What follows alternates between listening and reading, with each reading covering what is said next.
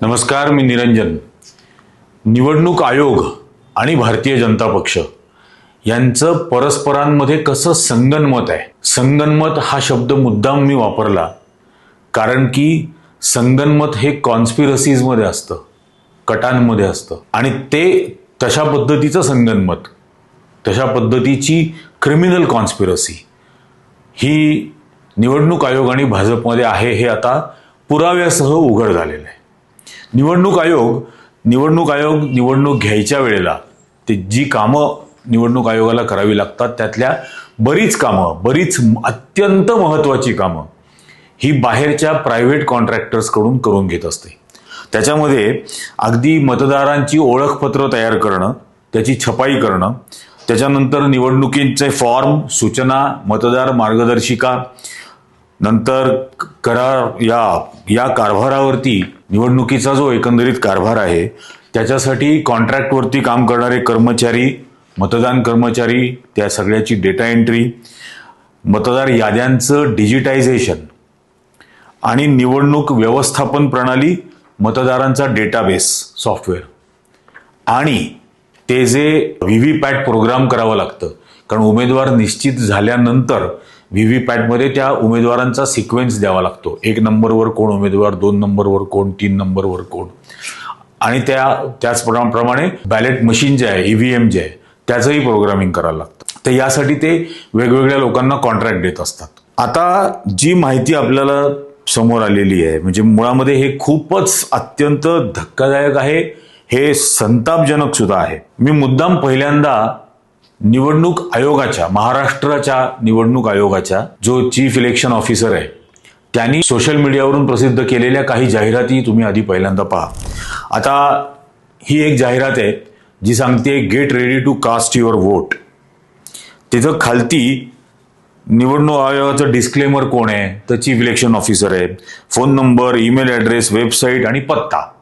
तर पत्ता बघा तुम्ही नीट, 202 Pressman House A near 70 Nehru road वगैरे वगैरे असा तो विले पार्ले ईस्टचा पत्ता आहे. आता ही दुसरी जाहिरात बघा. Voting is easier than remembering your favourite songs lyrics. म्हणजे तुमच्या आवडत्या गाण्याचे शब्द हे लक्षात ठेवण्यापेक्षा मतदान करणं हे सोपं आहे. ही व्हिडिओ जाहिरात होती त्यांची. त्यातही खालती ते सगळे डिटेल्स दिलेले आहेत. Disclaimer, phone number, email address, पत्ता. परत पत्ता बघा, तोच पत्ता आहे, 202 प्रेसमन हाऊस. तिसरी जाहिरात बघा.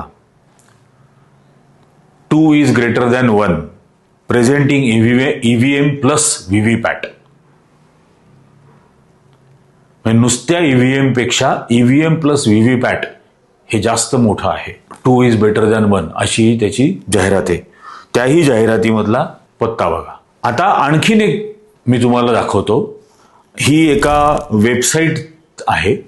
या वेबसाईटचं जे आहे social central media solution LLP म्हणजे लिमिटेड लायबिलिटीज असलेली ही company, private limited company social central media, ती आहे देवांग दवे यांच्या मालकीची. देवांग दवेंचा तो पत्ता बघा, तोच आहे, 202 प्रेसमन हाऊस. आता याचं कुतूहल तुम्हाला वाटलं असेल की 202 प्रेसमन हाऊस आणि देवांग दवे कोण. तर सोशल सेंट्रलचं वेबसाईट जी आहे त्याच्यावरती त्यांनी त्यांचे क्लायंट जे दिलेत त्यात बघा, त्यांचे क्लायंट आहेत भारतीय जनता पक्ष. सिम्बॉल दिलेला आहे. मिनिस्ट्री ऑफ स्टील म्हणजे केंद्रीय मंत्रालयाचं सुद्धा काम त्यांच्याकडे आहे. असं बरंच काय काय आहे. शिवाय त्याच क्लायंट लिस्टमध्ये पुढे आहे निवडणूक आयोग महाराष्ट्र. म्हणजे देवांग दवे हे सोशल मीडियासाठी भारतीय जनता पक्ष आणि निवडणूक आयोग या दोघांचे हे ते काम ते पाहतात. आता आणखीन पुढे बघा. या देवांग दवेंचा हा प्रोफाईल, याच्यावरती क्लिअर कट दिलेला आहे, national कन्व्हिनर Bharatiya Janata Yuva Morcha IT and social media cell. म्हणजे भारतीय जनता युवा मोर्चाच्या IT आणि सोशल मीडियाचे IT सेलचे हे राष्ट्रीय समन्वयक आहेत, नॅशनल कन्व्हिनर. म्हणजे त्यात पुन्हा त्यांनी दिलेलं आहे founder of support Narendra Modi, the fearless Indian, social central, नवयुवक वगैरे वगैरे. आणि मग ती फिअरलेस इंडियनची एक पोस्ट पण तुम्हाला याच्यामध्ये दिसते. त्यातही त्यांचा खाली पत्ता 202 प्रेसमन हाऊस. याच्या डिस्क्लेमरमध्ये फिअरलेस इंडियन आहे. तर हाच देवांग दवे भारतीय जनता युवा मोर्चाचा IT सेलचा प्रमुख पण असतो. तोच महाराष्ट्रात भारतीय जनता पक्षाचं कामही पाहतो. तोच महाराष्ट्रात निवडणूक आयोगाचं पण काम पाहतो. इतकंच नाही, निवडणूक आयोगाचा पत्ता सुद्धा त्याचाच दाखवला जातो. आता हे इतकं ढळढळीत उघड आहे झालेलं की इतक्या अशा पद्धतीने 2019च्या निवडणुकांपासून भारतीय जनता पक्ष आणि निवडणूक आयोगाची ही युती अत्यंत सुस्पष्ट आहे. हे यांचं कारस्थान अत्यंत सुस्पष्ट झालेलं आहे. आता या वेळेला साकेत गोखले हे जे तृणमूल काँग्रेसचे राज्यसभेचे खासदार आहेत, जे पूर्वी पत्रकार होते, माझे मित्र पण आहेत, त्यांनी माहितीच्या अधिकारामध्ये निवडणूक आयोगाला काही माहिती विचारली.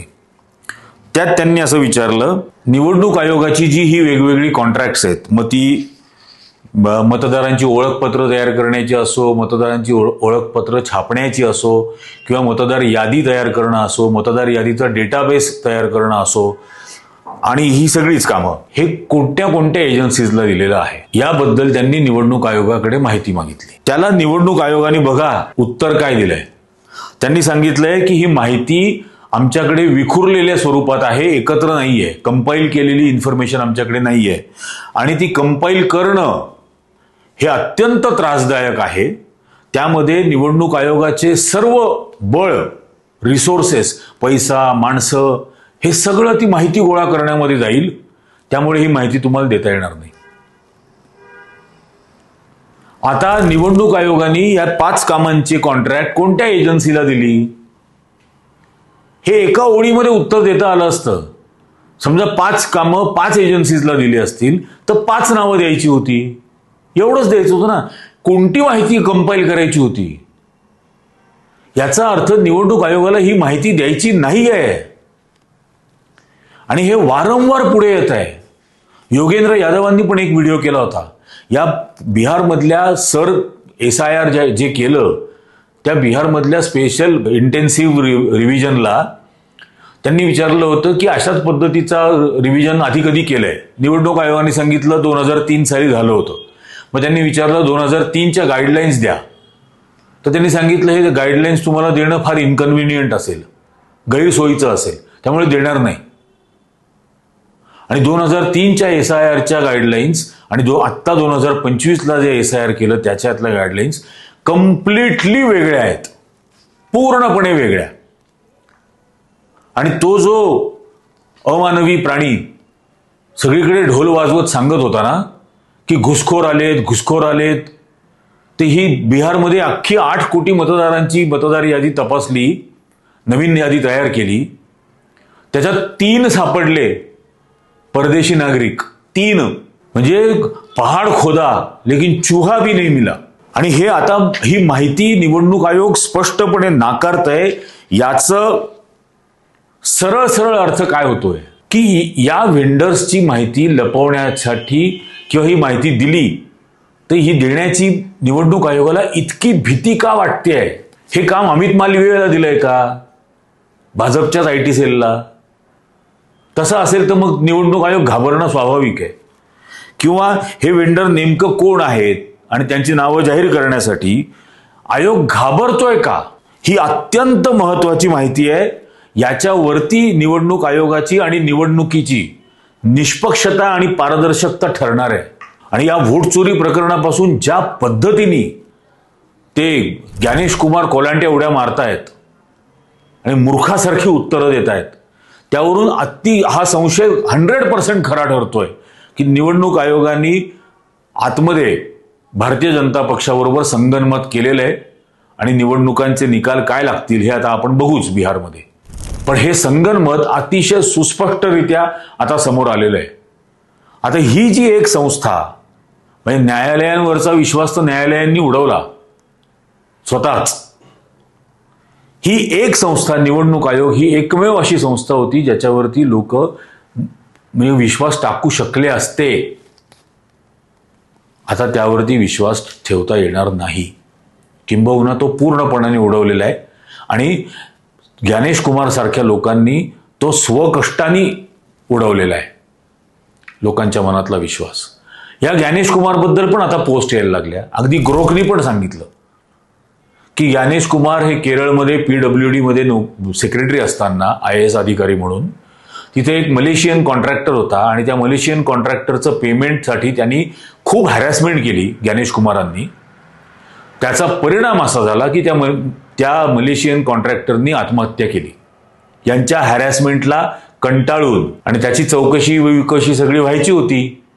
त्या चौकशीतून हा ज्ञानेश कुमार वाचवला गेला असेल. नंतर हाच ज्ञानेश कुमार अमित शहांच्या गृह मंत्रालयात काम करत होता आणि नंतर तो निवडणूक आयोगाचा प्रमुख झाला. आता तो कोणाची गुलामी करणार हे तर अगदी उघड आहे ना. पण मुद्दाम हे आधी महाराष्ट्रामधली यांची युती कशी होती याचेही पुरावे या निमित्ताने दाखवायचे होते आणि ते आता समोर आलेले आहे. आता या निवडणूक आयोगाच्या कामकाजावरती आणि या भारतीय जनता पक्षावरती किंचितही विश्वास आपण नागरिक ठेवू शकत नाही अशी परिस्थिती आहे. याला नागरिक म्हणून उपाय सुद्धा हा आहे की आता नागरिकांनी पोलराइज व्हायचं. यांनी जर मतदारांना अशा पद्धतीने हायजॅक करण्याचा प्रयत्न करणार असतील तर प्रत्येक मतदान केंद्रावरती 100% मतदान करायचं भारतीय जनता पक्षाच्या विरोधात. हे काहीही मॅनिप्युलेशन केलं तरी त्याला डिफीट नाही करू शकणार. कारण मॅनिप्युलेशन पर्सेंटेज हे शेवटी 10%, 15%, 20%. पण 80% जर मतदार एकतर्फी भारतीय जनता पक्षाच्या विरोधात असतील तर मॅनिप्युलेशन सुद्धा पराभूत होईल. आणि हेच आपल्या मनात ठेवायचं आणि हेच सगळ्या लोकांना सांगायचं, त्यांना जागं करायचं. जेव्हा जेव्हा हे टिनपाट भाजपचे आणि RSSची लोक तुमच्या समोर रस्त्यात कधी भेटतील तेव्हा तेव्हा त्यांना या देवांग दवेबद्दल विचारायचं, या निवडणूक आयोगाबरोबरच्या संगनमताबद्दल विचारायचं, यांची निर्भत्सना करायची. तोपर्यंत हे थांबणार नाही. हा व्हिडिओ जास्तीत जास्त लोकांपर्यंत पोहोचवा. जास्तीत जास्त जणांना हा व्हिडिओ लाईक करायला सांगा. तुम्हीही लाईक करा. चॅनलला सबस्क्राईब करण्याचा आग्रहही सगळ्यांना करा. आत्ताच्या भागात इतकंच. धन्यवाद.